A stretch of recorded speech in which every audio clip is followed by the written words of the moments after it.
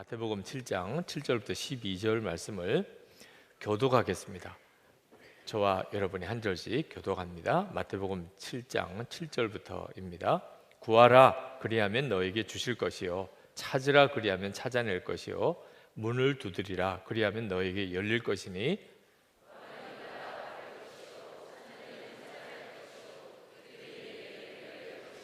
너희 중에 누가 아들이 떡을 달라 하는데 돌을 주며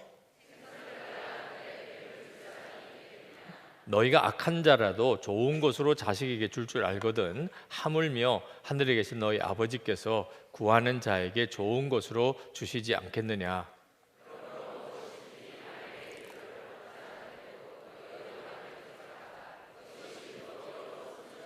아멘. 아멘.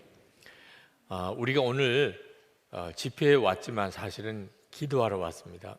이 시간은 전통적으로 금요 철야 기도의 시간입니다. 물론 온전한 철야를 하지는 못하게 됐지만 그래도 오늘 모인 우리의 마음의 동기는 기도죠. 기도는 뭘 말하는가? 예수님께 우리 짐을 가지고 오는 겁니다. 아주 쉽게 말하면 오늘 여러분들은 여러분의 기도의 짐을 주님께 가지고 온 거예요. 주님은 계속해서 우리에게 내게로 오라고 말씀하셨습니다. 5천 명의 무리들을 먹여야 되는데 제자들이 가진 것은 5병이에요. 보리떡 5개, 물고기 2마리밖에 없었을 때 주님은 그것을 보시고 내게 가져오라 그렇게 말씀하셨어요. 그래서 주님께 가져왔더니 5천 명이 먹고도 12광주리가 남는 기적이 일어났습니다. 아들이 간질에 걸려서 계속 이리저리 넘어지고 불에도 넘어지고 물에도 넘어지고 그게 너무 안타까워서 아버지가 제자들에게 좀 고쳐달라고 데려왔는데 못 고치고 있었어요.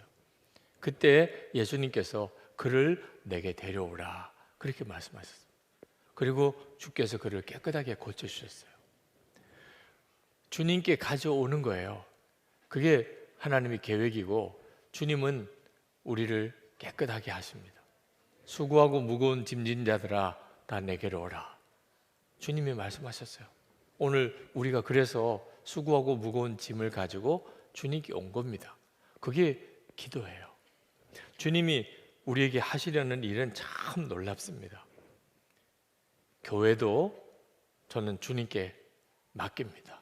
주님께 내게 가져오라 그랬으니 주님께 맡기는 거죠. 남편도 주님께 데려오시기 바랍니다. 네. 안 따라오시면 기도로 맡기는 거예요. 주님, 제 남편 주님께 맡깁니다. 아내도 주님께 맡기시기 바랍니다. 네, 아내로 인하여 기도 제목이 있다는 말은 아내 문제를 주님께 가지고 온 겁니다. 자녀들 주님께 맡겨야 됩니다. 네. 우리의 인생 자체가 사실 주님께 맡겨야 됩니다. 우리는 우리 인생을 책임질 자격이 없는 존재입니다. 그러니까 주님께 맡겨지지 않는 인생은 완전히 사고덩어리요 위험한 상태에 있습니다. 자기가 책임질 수도 없는데 자기가 책임지고 사니 사람 의지하고 그리고 돈 의지하고 그러다가 다 망치는 거죠. 내 인생 주님께 맡기는 겁니다. 여러분들이 가지고 있는 재물 다 주님께 맡기시기 바랍니다. 그 부분은 걱정되십니까? 네, 남편도 맡기고 아내도 맡기고 자식도 맡기는데 돈은 좀 곤란합니다. 그러신 분들은 바로 그게 올무가 되어 있는 겁니다. 재정 때문에 평생 마음에 염려 근심하고 살다가 나중에 가서 내 것이 내 것도 아니었는데 그래서 비참해지게 되는 거죠. 오늘 이 시간에 우리는 우리의 무거운 짐을 다 주님께 가지고 온 겁니다. 그게 기도예요. 주님은 우리가 이렇게 기도하는 것에 대해서 굉장히 놀라운 약속을 해주셨습니다.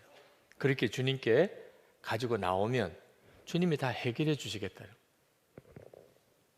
요한복음 14장 13절 14절에 보면 너희가 내 이름으로 무엇을 구하든지 내가 시행하리니 이는 아버지로 하여금 아들을 인하여 영광을 얻으시게 하려 함이라. 내 이름으로 무엇이든지 내게 구하면 내가 시행하리라. 주님 약속하셨어요. 그래서 우리가 주님께 우리의 문제를 가지고 나오는 겁니다. 주님께 구하면 주님이 다 이루시겠다고 하셨으니까. 그런데 이 기도에 대한 약속이 성경에 나오는 하나님의 약속 중에 아주 유난히 강조하고 또 강조하셨어요. 응답해 주실 것이라고. 오늘 읽은 우리 본문 말씀은 기도에 대한 유명한 말씀이죠. 그런데 그 말씀을 보면 기도 응답해 주겠다는 말을 3번이나 연속으로 다른 표현으로 하고 계십니다. 구하라 주실 것이요, 찾으라 찾을 것이요, 두드리라 열릴 것이니라.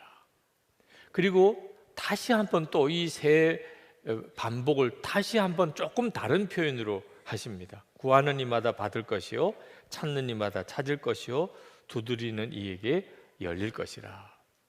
어지간하면 이렇게까지 약속하시지 않죠. 그렇죠? 이렇게 말씀하시는 주님의 마음은 우리에게 가장 중요한 것이 기도라는 거예요.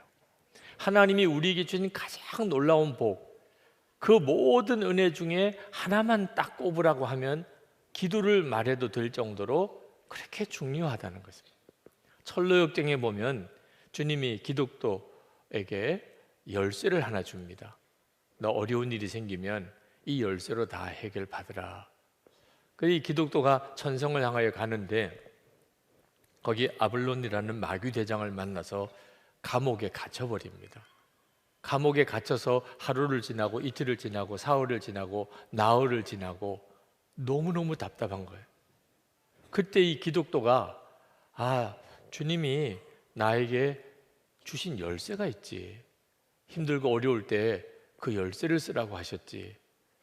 그 감옥에 있는 큰 자물쇠 통을 보고 그 열쇠를 딱 맞추니까 덜커덕 열려버렸습니다. 벌써 나올 수 있는 걸 거기서 그냥 나올 동안이나 고생을 한 거죠. 이것은 모든 성도들이 받은 하나님의 놀라운 은혜, 이 기도의 축복에 대하여 말씀하고 있는 것입니다. 그러므로 우리가 기도의 능력을 실제로 경험하지 않으면 교회에서나 일터에서나 가정에서나 실제로 기도의 능력을 경험하지 못하면 우리는 신앙생활을 하고 있는 게 아닙니다. 10년 예수 믿어도 그 모양이고 20년 예수 믿어도 그 모양이에요. 기도의 실제적인 체험이 없으니까. 성경을 읽어도 다 공허한 것 같고 현실성이 없는 이야기 같지만 느껴집니다. 기도의 체험이 없으면 하나님이 진짜 믿어지지도 않고 하나님의 말씀이 정말 나를 살리는 말씀, 생명의 양식이라고 여겨지지도 않습니다. 기도를 체험하고 기도의 응답을 체험하고 비로소 눈이 뜨여요. 하나님은 정말 살아계시구나. 이 말씀대로만 살면 되겠구나. 그렇게 되는 겁니다. 기도 응답은 사실 하나님의 자존심이 걸린 문제입니다. 그래서 이 기도는 확실한 거예요. 옛날 이 신들의 전쟁이죠. 나라와 나라의 전쟁은 그 나라가 섬기는 신들의 전쟁입니다. 근데 이 신들의 전쟁의 핵심은요, 어느 신이 기도한 대로 응답해 주느냐 하는 거예요. 그래서 엘리야가 바알 선지자 850명과 갈멜산에서 영적 대결을 벌일 때 엘리야가 제안했던 게 뭐냐면, 기도하는 신이 참신이다. 기도하고 응답해 주시는 신이 참신이다. 그러니 우리가 제물을 제단에 올려놓고 자기가 섬기는 신에게 기도해서 하늘에서 불이 내려서 그 제물을 태우게 하는 신이 참신인 줄로 우리가 알자. 영적 대결을 제안합니다. 그러니까 기도 응답이 하나님의 자존심에 걸린 문제입니다. 바알 제사장들이 하루 종일 발광을 하면서 기도를 해도 아무런 역사가 없었습니다. 그때 엘리야가 송아지를 한 마리 제단에 올려놓고 각을 뜨고 물 7동이를 부어버립니다. 그냥도 불타기가 어려운데 그 위에 물 7동이를 부어요. 그리고 간단히 하나님께 구합니다. 하나님이 정말 참 하나님이심을 보여주시옵소서. 확 불이 내려서 다 물도 재물도 다 태워버리는 역사가 일어납니다. 하나님은 참 하나님이시구나. 기도 응답을 통해서 드러난다고요.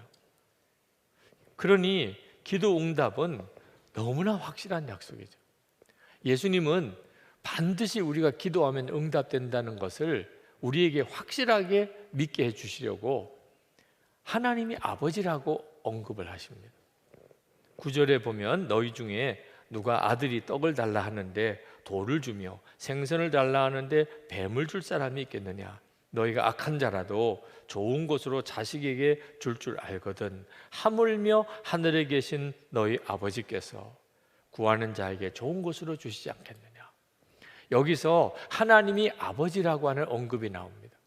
우리는 이미 하나님을 아버지라고 믿고 있기 때문에 이 말씀이 그저 그렇게 크게 충격으로 안 다오지만 예수님이 이 말씀하셨을 그 당시에는 하나님을 아버지라고 정확하게 부르는 것은 오히려 신성 모독에 해당될 정도로 금기 사항 중에도 하나였습니다.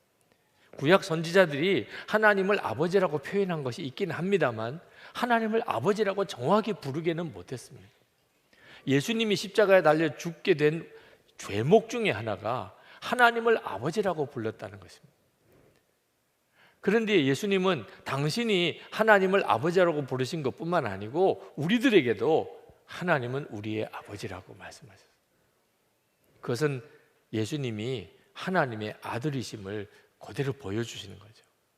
구약의 제사장들, 선지자들과 예수님은 본질적으로 다른 분이십니다. 아들이시기에 하나님이 아버지이심을 우리에게 계시해 주신 거죠.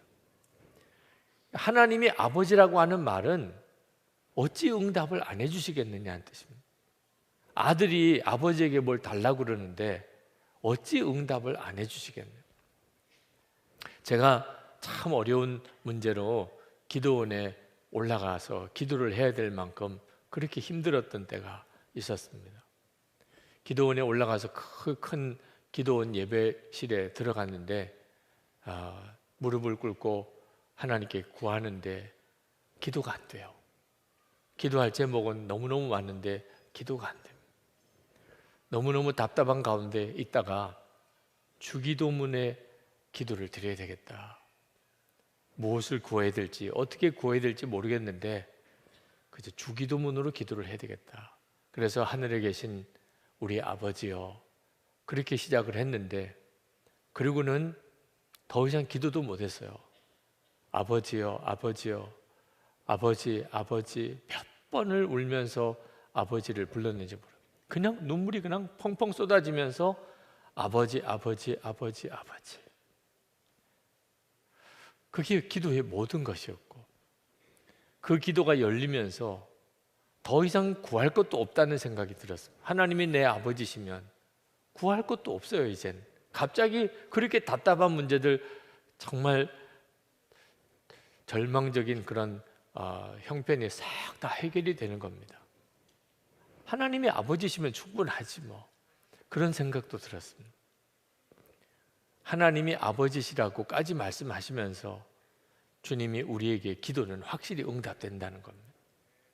이렇게 너무나 놀랍게 기도에 대한 약속을 주셨는데도 우리의 실제적인 기도 생활은 너무너무 비참할 정도로 기도가 약합니다. 성경을 읽어보면 정말 너무나 놀라운 기도에 약속을 주셨는데 믿어지지 않을 정도로.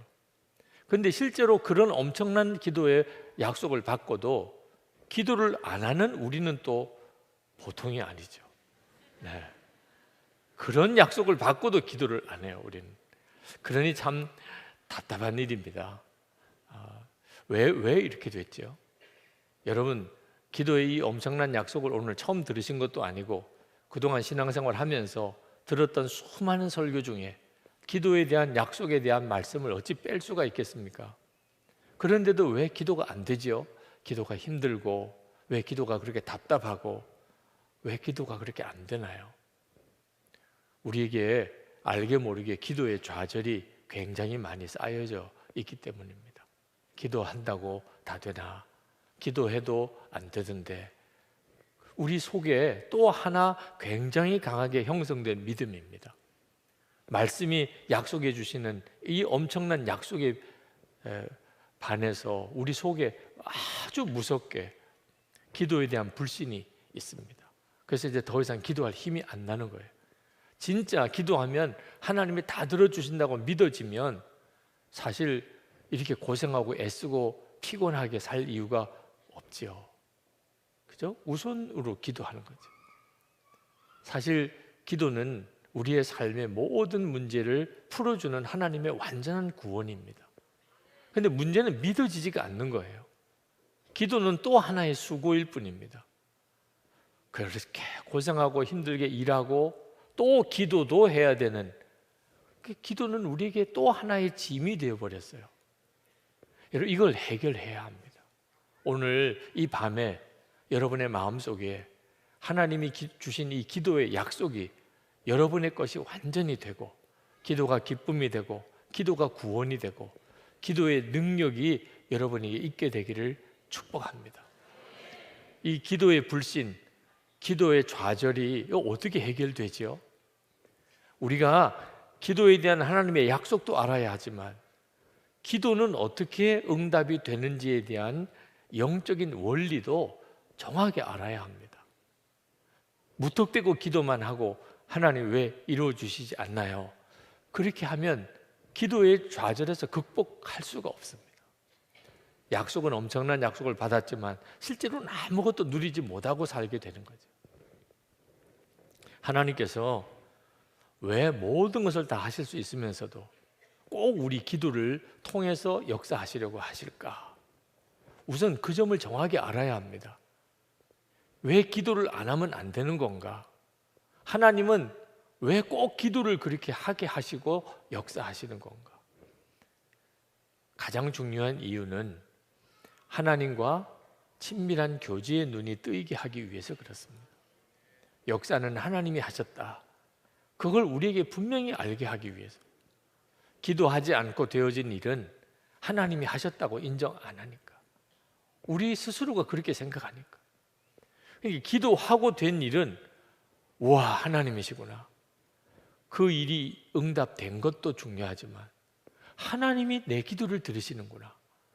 하나님이 원하시는 것은 바로 거기 있는 것입니다. 내가 너와 함께 한다.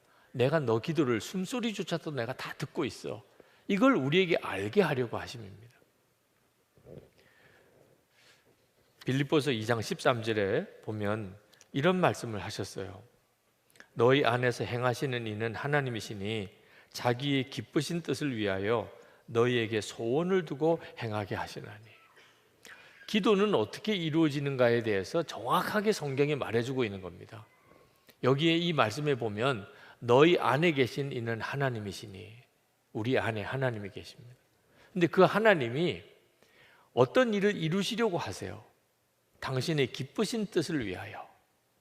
당연하시죠. 하나님이 뭐 아무 생각 없는 분이시겠어요? 하나님이 이루시려는 일이 있으세요. 그런데 이 하나님의 기쁘신 뜻을 위하여 너희로 소원을 두고 행하게 하시나니. 우리 마음에 소원이 생기는 거예요. 기도 제목이 생긴 겁니다. 기도는 내가 원하는 것을 하나님께 이루어 달라고 구하는 게 아니에요. 본래 기도는 하나님이 어떤 일을 이루시려고 기쁘신 뜻을 위하여 우리 마음속에 소원을 주셔서 생기는 거가 기도예요. 그래서 그 기도를 통하여 하나님의 일을 이루시는 거예요. 그러니까 기도의 성경적인 원리를 가만히 읽어보면 기도는 하나님이 하시는 것입니다. 그래서 기도도 주님이 하셨습니다. 이렇게 고백할 수 있게 되는 겁니다. 나는 죽고 예수로 사는 거니까. 그러니까 내 마음속에 일어나는 이 간절한 소원이 내 기도가 아니고 주님이 하시려는 일이라는 거죠. 이 확신을 가지고 기도하면서 주님이 일하시는 것을 경험하는 거예요.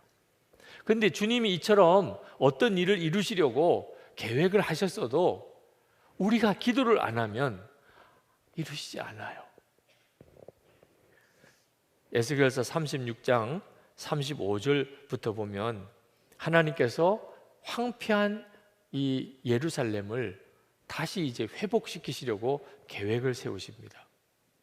그런데 36절에 가서는 나 여호와가 말하였으니 이루리라 하고 확정을 해주세요.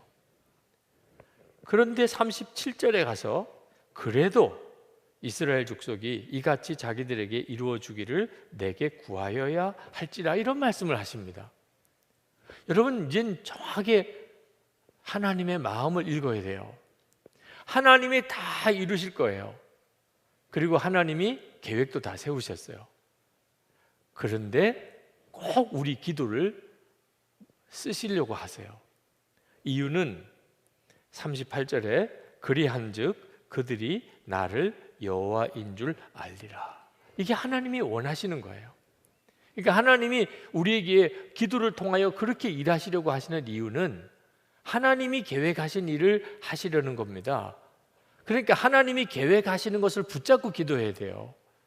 기도는 그냥 아무 기도나 막 하는 게 아닙니다. 기도는 모든 종교가 다 기도가 있어요. 종교 중에 기도 안 하는 종교가 어디 있습니까? 불교도들의 기도는 우리보다도 더해요. 무슬림들, 이슬람교의 기도는 우리보다도 더합니다. 하루에 5번씩 시간 정해놓고 어디서든지 그냥 기도 자리 깔아놓고 기도하잖아요.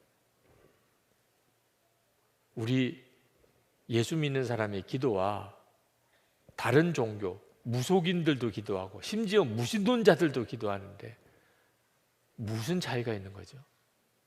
내용의 차이가 있는 겁니다. 기도를 얼마나 열심히 하느냐의 차이가 있는 게 아닙니다. 기도의 내용의 차이가 있는 거예요. 우리는 내가 원하는 거, 내게 필요한 거, 그걸 하나님께 구하는 기도를 드리는 게 아닙니다. 근본적으로 하나님이 이루시려는 일을 기도하는 거예요. 그러니 100% 응답이죠. 성경이 어째서 이렇게 모든 기도는 다 응답된다고 하시나? 구하는 것마다 다 이루신다고 이렇게 말씀하시나? 아니던데. 내가 기도한 것 중에 실제로 응답된 것은 10분의 1, 100분의 1도 안 되던데 어떻게 성경은 이렇게 말씀하시나? 우리가 혼란스러워요. 근데 성경이 말하는 기도를 정확히 알고 나면 사실은 너무나 간단한 거예요. 하나님이 하시려는 일을 우리가 기도하는 거예요. 성경을 읽어보면 창세기부터 지금까지 하나님이 하시겠다고 하신 일 중에 이루어지지 않은 게 없습니다. 이제 주님이 재림에 오시는 거 하나 남았습니다. 그러니 하나님의 말씀을 붙들고 기도하는 거예요. 우리가 말씀 기도를 하는 이유가 거기에 있는 겁니다. 그러면 목사님, 내 기도는 어떻게 하고요? 꼭 이렇게 질문하는 분이 있습니다. 하나님이 원하시는 것을 기도하고 그러면 하나님이 이루신다. 그러면 마음에 막 섭섭한 마음이 막 들려고 그래요. 절에 갈까 이런 생각이 나와요. 네. 내 기도는 어떻게 하냐는 거예요. 내가 너무나 절박하고 답답한데 참 우리의 믿음이 참 어리석은 거죠. 하나님이 가지고 있는 뜻 속에는 우리를 향한 완벽한 계획이 있습니다. 그걸 진짜 믿고 나면 그러면 하나님의 뜻대로 구하는 것에 조금도 마음의 흔들림이 없습니다. 내가 하나님을 만나고 나면 그러면 우리 기도가 확 바뀌어버립니다. 하나님을 만나는 눈이 뜨이지 않으니까 하나님이 원하시는 거, 내가 원하는 거 이게 어떤 게 더 중요하냐 이런 생각도 하는 거예요. 하나님을 만나는 눈이 뜨이고 나면 주여 이제는 제가 원하는 건 아무것도 없습니다. 하나님이 원하시는 것을 하세요. 그게 나에게도 너무 유익하겠습니다. 내가 원하는 걸 내세울 것도 없다니까요. 우리 주님이 마태복음 6장 33절에서 그런즉 너희는 먼저 그의 나라와 그의 의를 구하라. 그리하면 이 모든 것을 너에게 더하시리라. 하나님이 이 말씀을 안 해주셔도 우리가 그럴 거라고 믿을 수 있는 건데 주님은 우리는 꼭 안 보면 또 안 믿으니까 이 말씀을 성경에 기록하셨어요. 하나님의 나라와 의를 먼저 구하면 그러면 너희들에게 필요한 먹을 거 입을 거 다 주님이 다 이루시리라. 그러니까 두려워하지 마세요. 하나님을 기쁘시게 하는 마음으로만 기도하면 되는 거예요. 그런데 하나님이 정말 기도하고 응답해 주시는 것, 그걸 원하셨다면 그래도 왜 그렇게 오래 기도를 시키세요? 아니, 금방 주시면 되잖아요. 하나님 돈 주세요. 그러면 금방 돈 생기면 알잖아요. 주님이 주셨구나. 하나님 어디에 교회가 부흥되게 해주세요. 그 다음 주에 갔더니 막 부흥이 됐어요. 그러면 아유, 하나님이 살아계시구나. 금방 알 텐데 왜 기도 기간이 한 달도 1년도 3년도 이렇게 됩니까? 근데 오늘 말씀을 보니까 주님이 7절에 문을 두드리라. 그리하면 너에게 열릴 것이니. 혹시 여러분 닫힌 문 두드려 보신 적 있습니까? 얼마나 정말 속탑니까? 문 열어주세요. 안 열리는 문을 두들겨 본 경험들이 있으실 거예요. 기도가 꼭 이와 같을 때가 있다는 겁니다. 오늘도 여러분이 기도를 하러 왔는데 계속 문을 두드리는 것 같은 기도를 드리고 가시는 분들도 있어요. 왜 이렇게 하시냐 말입니다. 그냥 한번 두드리면 알겠다 이렇게 열어주시면 되죠. 거기에도 뜻이 있어요. 하나님이 우리에게 계속 문을 두드리게 하시는 이유는 하나님이 까다로우시거나 인색하시거나 우리를 모르셔서 그러신 게 아니고 기도를 통하여 우리를 변화시키시려고 하기 때문입니다. 우리가 언제 변화되는 줄 아십니까? 모르시겠으면 여러분 지금까지 예수 믿고 변화된 삶을 한번 쭉 돌아보세요. 기도하면서 다 변합니다. 설교 들을 때 변하는 것 같아도 그렇지 않습니다. 기도할 때 변하는 거예요. 기도할 때. 기도하면서 내가 바뀝니다. 그러니까 하나님이 이 기도를 통하여 우리를 바꾸어 가시는 일을 하시니까 하나님이 금방 다 이루실 수 있지만 우리를 계속 기도의 자리로 나오게 하는 겁니다. 우리에게 기다리는 인내도 훈련시키시는 거예요. 인내를 훈련하지 않으면 마지막 때 하나님 앞에 서지 못합니다. 또 하나, 하나님과 우리 사이에 생각을 조율하는 거예요. 우리는 우리 생각이 있습니다. 하나님께는 하나님의 생각이 있어요. 근데 이게 같지 않습니다. 그러니까 계속 기도하면서 하나님과 우리 생각이 맞추어져 가는 거죠.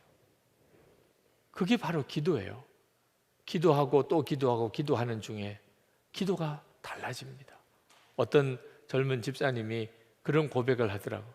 자녀 위해서 그렇게 기도를 했어요. 3년이 지나도 5년이 지나도 아이가 생기지 않습니다. 그때 하나님이 마음에 깨우쳐 주신 것이 있어요. 자식만 주시기를 기도하지 말고 너가 좋은 아버지가 되기를 위해서 기도하라. 생각해 보니까 그냥 아이 태어나기만 원했지 내가 그 아이에게 얼마나 좋은 아버지인가에 대해서는 생각을 해보지 않았어요. 그제서야 기도가 확 달라졌습니다. 주실 것은 믿고 하나님 제가 그 아이에게 좋은 아버지가 되게 해 주옵소서. 그러니까 기도는 그냥 건성기도, 하나님이 응답을 뒤로 미루시는 것처럼 보이는 게 괜히 그렇게 하시는 게 아닙니다. 우리 안에 철저하게 하나님만 의지하는 겸손을 배우게 합니다. 철저하게 하나님만 의지해야 되는. 그렇지 않으면 반드시 실족하게 되니까. 그래서 무섭게 기도하는 기간을 두시는 겁니다. 기도하면서 몇 번이고 고백을 하게 하는 겁니다. 나는 죽었습니다. 나는 죽었습니다. 이제는 주님만 바라봅니다. 나는 절망입니다. 이제는 주님만 의지합니다. 그렇게 가게 만드는 거예요. 처음부터 그렇게 되면 얼마나 좋습니까? 근데 처음부터 그런 사람이 없습니다. 역경 가운데서 그렇게 기도하면서 믿음이 커지는 겁니다. 이제는 어지간한 어려운 문제는 마음에 걱정도 안 됩니다. 믿음은 걱정이 안 되는 게 믿음인데 처음부터 그런 믿음은 없어요. 네, 기도의 훈련을 통해서 하나님의 역사를 경험하고 나면 그러면 어떤 어려운 일이 생기는 것을 보고 우리 마음속에는 걱정이 안 돼요. 우리 교회에 도움을 요청해 오는 교회들이 있습니다. 근데 그 교회를 이렇게 보면 제 생각에는 그건 걱정거리도 안 되는데 우리가 그런 과정을 거쳐서 이렇게 믿음이 컸나 봐요. 그러니까 도와달라는 요청을 받으면 아니 무슨 그런 걸 가지고 걱정을 다 하나 이런 생각도 드는데 입장을 바꿔놓고 보면 그쪽에는 정말 죽을 것 같이 힘든 거. 그리고 가만히 생각해 보니까 아 나도 그랬지 그런 생각이 들어요. 이 교회에 처음 왔을 때 너무 절망적이고 답답하고 힘들었더라. 그 고비를 이렇게 지나고 나니까 믿음이 커지니까 이제 그렇게 보이는 것 뿐이죠. 그렇게 잘합니다. 하나님이 우리를 괜히 기도시키시는 게 아닙니다. 그렇다면 그냥 기도가 좀 쉽게라도 해주시지, 그렇죠? 아니 그렇게 오래 기도를 시키실 거면 그냥 기도하면 계속 그냥 기쁨이 나와서 그냥 깔깔대고 웃기도 하고 그렇게 한 시간을 웃다가 돌아가면 기도가 한 시간 기도가 힘들겠어요. 근데 실제로 기도를 해보면 진이 빠지는 것 같은 때도 있거든요. 허리가 끊어지는 것 같고 무릎이 아프고 졸려서 죽겠고 그런 때를 왜 주시나 말이에요. 우리가 기도하지 못하게 마귀가 역사하기 때문에. 하나님과 우리만 있다면 이렇게 기도가 힘들 이유가 없어요. 근데 마귀가 작정을 하고 우리가 기도를 못하게 역사하는 거예요. 다니엘이 이스라엘이 이제 해방될 날이 가까웠음을 알게 됐습니다. 70년 만에 돌아가게 돼 있다는 걸. 근데 세월을 보니까 68년이 지났어요. 이야, 이제 곧 우리가 돌아가는가? 그래 하나님 앞에 그 일에 대해서 깨닫게 해달라고 기도하는데 응답이 없어요. 전 같으면 늘 즉시 응답해 주셨던 하나님이 응답을 안 해주세요. 그래서 그냥 기도를 시작한 것을 중단을 못하는 겁니다. 너무 중요한 문제니까. 하루를 지나고 이틀이 지나고 열흘이 지나고 20날이 지나고 다니엘도 참 대단하죠. 기도문을 풀지 않고 20하루가 됐어요. 그제서야 응답이 왔는데 응답을 가지고 온 천사 이야기를 듣고 보니까 벌써 기도하자마자 하나님이 응답을 보내주셨지만 중간에 이 페르시아의 수호신 이 사탄이 응답을 가져온 천사를 공중에서 가로막았어요. 그래서 그 천사와 그 마귀가 싸우느라고 21일이 걸린 거예요. 미가엘이 와서 그 바사 국군을 대적하고 이 응답의 천사가 다니엘에게 와서 응답을 해주어서 21일째 응답을 받았어요. 다니엘 21일 기도라고도 흔히 말하죠. 우리의 기도도 그런 일이 당연히 있습니다. 하나님은 반드시 우리에게 응답해 주셨는데 실제로 내게 응답이 오기까지는 시간이 걸리는 이유, 그리고 그 기도를 기다리는 시간이 우리에게 힘든 이유가 있다는 거예요. 마귀가 계속 막고 있으니까. 그러니 여러분 작심해야 됩니다. 마귀가 원하는 대로는 안 할 거야. 주님이 원하는 게 있고 마귀가 원하는 게 있습니다. 처음에는 마귀가 원하는 것이 훨씬 달콤해요. 내 속을 시원하게 해줄 것 같고, 마귀가 원하는 대로 하는 것이 내 성격에 성질에 딱 맞아요. 그건 완전히 망하는 길입니다. 마귀가 원하는 대로는 안 할 거야. 그러고 보면 주님이 뭘 원하는지가 깨달아집니다. 기도도 반드시 그렇게 해야 하는 겁니다. 한 가지 마지막 중요한 영적인 원리가 있는데 그게 뭐냐면 12절 말씀입니다. 그러므로 무엇이든지 남에게 대접을 받고자 하는 대로 너희도 남을 대접하라. 이것이 율법이요 선지자니라. 남에게 대접을 받고자 하는 대로 남을 대접하라. 이게 기도의 원리라는 겁니다. 그 무슨 뜻이죠? 우리가 하나님 앞에 그렇게 응답을 갈망하잖아요. 그러면 우리도 다른 사람이 도와달라고 그럴 때 도와주라는 거예요. 내가 대접받고 싶은 게 뭡니까? 하나님이 빨리 응답해 주시는 거잖아요. 그러면 나도 다른 사람이 뭘 도와달라고 그러면 즉각 응답해 주라. 즉각 응답해 주고 구한 것보다 더 주고. 우리도 그걸 원하잖아요. 하나님은 내가 구한 것보다 더 주시기를, 하나님은 빨리 주시기를. 그러면 우리도 다른 사람에게 그렇게 하라는 거죠. 그런데도 우리는 그 점에 대해서 늘 하나님 앞에서 참 부끄러워요. 누가 나를 도와달라 그러면 부담이 확 됩니다.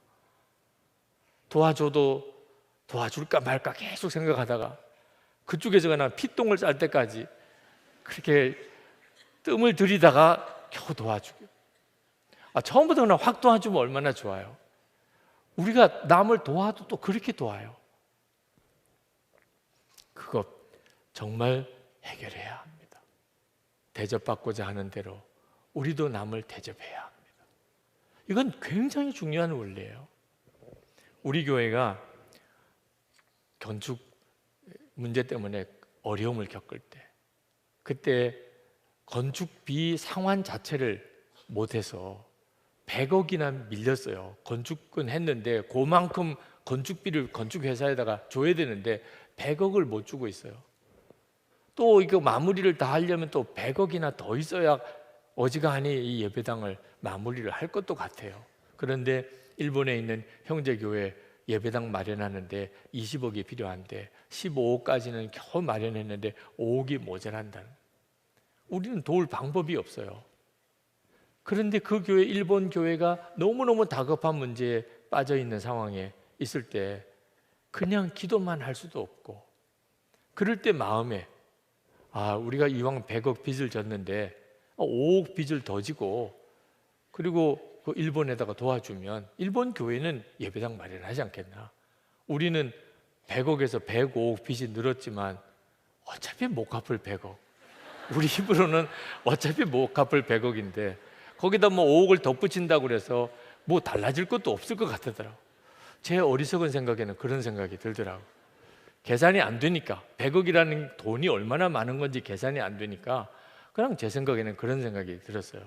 근데 장로님들도 그 이야기 듣고 다 동의해 주시고 구역회했죠. 은행에서 돈 빌리려면 우리 중직들 다 구역회를 해야 됩니다. 그 자리에서도 다 동의를 해 주셨어요. 지금 생각해 보면 어떻게 그렇게 했나 싶을 만큼 일본에 5억을 융자해서 보내주었습니다. 그런데 지나고 보니까 그게 바로 하나님께서 이 교회에 그 대책 없던 그 상황에서 예배당 건축도 하게 하고 지금까지 이렇게 빚도 다 갚아가게 하시는, 그때 그 우리가 심었던 것이 이렇게 하나님이 주시는 것이구나. 그러니까 우리가 대접받고 싶은 것이 하나님의 이런 응답이었거든요. 그런데 우리가 다른 사람이 절박하게 도와달라고 교회가 요청해 왔을 때 어떻든지 하여튼 그렇게 도와주려고 하는 그런 과정에서 대우건설의 우리 장로님들이 참 모욕적인 말도 많이 들었어요. 대책 없는 사람들이라고, 당신들 같은 사람은 정말 이해가 안 된다고, 당신 걱정이나 하라고 지금 다른 교회 걱정할 거냐고, 이런 이야기 들어가면서 그래도 몇 번씩 찾아가서 우리는 그 교회 도와야 된다, 대출 승인을 해달라, 그렇게 해서 도왔어요. 하나님이 그 과정을 다 보시고 너희들의 진심이 그거구나. 그래서 하나님이 이렇게 응답해 주셨어요. 이사야 58장 6절부터 읽어보면 내가 기뻐하는 금식은, 여기서 말하는 이 금식은 밥을 먹지 않고 기도하는 건데 여기서 말하는 것은 실제로 밥을 안 먹는 게 아니라는 거예요. 내가 기뻐하는 금식은 밥 안 먹는 게 아니라 흉악의 결박을 풀어주며 멍에의 줄을 끌어주며 압제 당한 자를 자유하게 하며 모든 멍에를 꺾는 것이 아니겠느냐. 또 줄인 자에게 내 양식을 나누어 주며 유리하는 빈민을 내 집에 들이며 헐벗은 자를 보면 입히며 또 내 고륙을 피하여 스스로 숨지 아니하는 것이 아니겠느냐. 그리하면 내 빛이 새벽같이 비칠 것이며 내 치유가 급속할 것이며 내 공의가 내 앞에 행하고 여호와의 영광이 내 뒤에 호위하리니 내가 부를 때에는 나 여호와가 응답하겠고 내가 부르짖을 때에는 내가 여기 있다 하리라. 아멘. 여러분, 이제 기도하면 다른 건 잊어버려도 이거 하나만큼은 분명히 기억해야 돼요. 내가 다른 사람에게 하는 만큼 하나님이 내게 주신다. 내가 다른 사람에게 응답하는 것처럼 해야 한다. 그러니까 사람에게는 손해보고 하나님의 역사를 힘입는 거죠. 이게 이 지혜가 생겨야 돼요. 그런데 사람에게도 이렇게 해야 하지만 하나님에게 더 그리해야 합니다. 여러분, 사람에게도 내가 그를 도와주면 하나님이 이렇게 나에게 참 풍성하게 응답하시는데 하나님에게도 소원이 있어요. 하나님에게도. 그거 아십니까? 하나님에게도 소원이 있다는 거죠. 그러니까 우리에게 하나님이 원하시는 것을 더 먼저 내가 원하면, 그거 중요한 문제예요. 하나님이 원하시는 것을 내가 더 먼저 원하면, 내가 내 것 원하는 것보다 하나님의 것에 대해서 더 먼저 원하면 그 사람은 정말 기도의 응답의 약속을 누리는 사람이 되는 겁니다. 하나님이 원하시는 게 뭡니까? 마태복음 6장 33절에 먼저 하나님의 나라와 하나님의 의를 위하여 기도하라. 우리가 주님 앞에 갔을 때 주님이 물어보실 거예요. 너는 먼저 하나님의 나라를 위해 기도했느냐? 우리가 늘 기도하지만 하나님의 나라를 위해서 먼저 기도했느냐? 못했는데요. 우리가 그런 말 할 수 있을까요? 어느 자리라고? 들어본 적 없는데요. 여러분 지금 다 카메라로 녹화가 돼 있어요. 너 그날 목사의 설교 안 들었냐? 꼼짝없어요. 하나님 왜 내 기도는 안 들어주셨나요? 주님 말씀하실 때 할 말이 아무것도 없게 돼요. 여러분, 우리 주님께서 부탁하신 거예요. 우리 생각에는 하나님의 나라를 위해서 먼저 기도하는 게 꼭 내가 해야 되는 거냐? 그게 뭐 그렇게 중요해? 이렇게 넘길 사람도 이 시간 있습니다. 중요한 줄 모르니까 기도를 안 한 거죠. 근데 한번 생각해 보세요. 우리 주님이 어떠신 분이십니까? 하나님의 아들이세요. 그리스도십니다. 그런데 그분이 그렇게 간곡하게 부탁을 하셨더니, 그것도 먼저 그의 나라와 의를 구하라. 그렇게 분명히 부탁을 하셨어요. 먹고 입고 사는 것보다 우리에게 있어서 아무래도 제일 급한 문제가 먹고 입고 사는 거지. 근데 주님은 먹고 입고 사는 것보다 먼저 기도를 하라고 아주 못을 박으셨어요. 마태복음 6장 31절 32절에 보면 그러므로 염려하여 이르기를 무엇을 먹을까 무엇을 마실까 무엇을 입을까 하지 말라. 이는 다 이방인들이 구하는 것이라. 너희 하늘 아버지께서 이 모든 것이 너에게 있어야 할 줄을 아시느니라. 그러니 주님의 말씀은 하나님 안 믿는 사람들이나 먹고 입고 사는 걸 구하는 거라는 거예요. 하나님 안 믿는 사람들이나. 오늘 먹고 입고 사는 것 때문에 기도하시는 분은 굉장히 충격을 받으실 거예요. 하나님을 안 믿으니까 먹고 입고 사는 걸 구한다는 거예요. 고아처럼. 고아는 먹고 입고 사는 걸 자기가 책임져야 돼요. 누가 먹여줍니까? 고아인데. 여러분의 자녀들이 내일 아침밥을 꼭 먹게 해주세요. 그러면 여러분 심정이 어떻습니까? 막 화가 날 거예요. 뭘 그런 걸 구하냐? 그 말은 구할 필요도 없다 그 말이죠. 너가 먹을 거 내가 다 책임지고 있어. 엄마 아빠가 있는데 너 뭘 먹을 걸 걱정하냐? 옷을 내일 입고 가게 해주세요. 아니, 벌거벗겨서 학교 보낼 엄마 아빠가 어디 있습니까? 그걸 구하는 것 자체가 엄마 아빠의 속을 뒤집어 놓는 거라니까.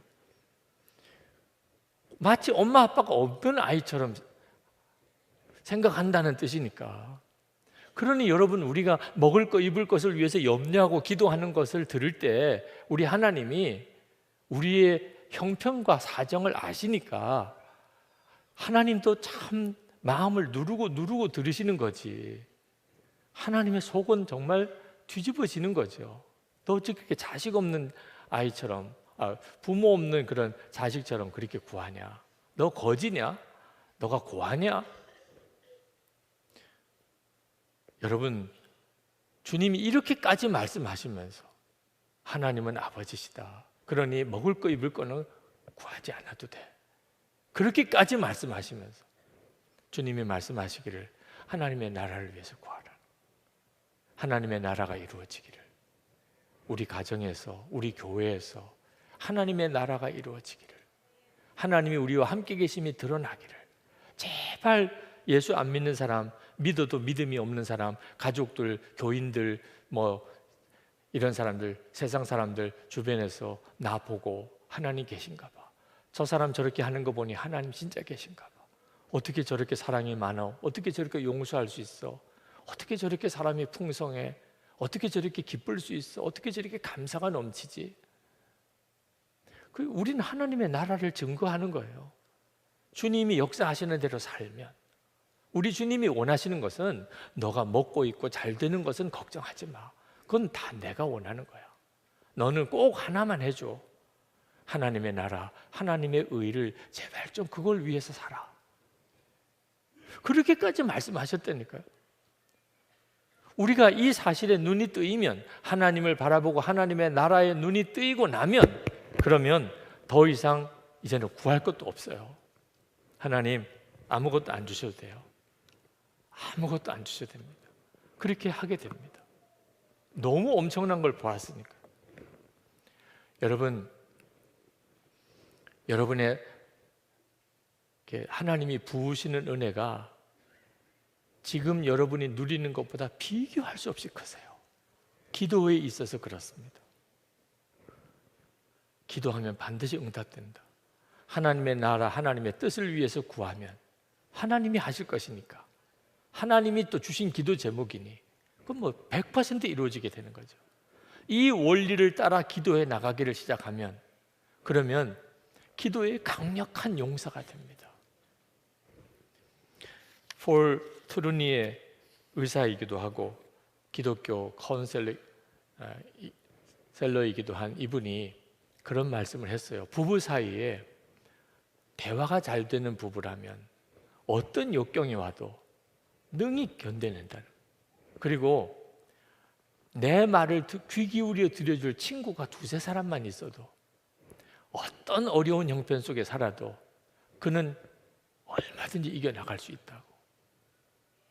이게 사실이라면 하나님과 기도의 문이 늘 열려있는, 주님과 늘 기도의 교제가 있는 사람은 얘는 정말 놀라운 삶을 사는 거죠.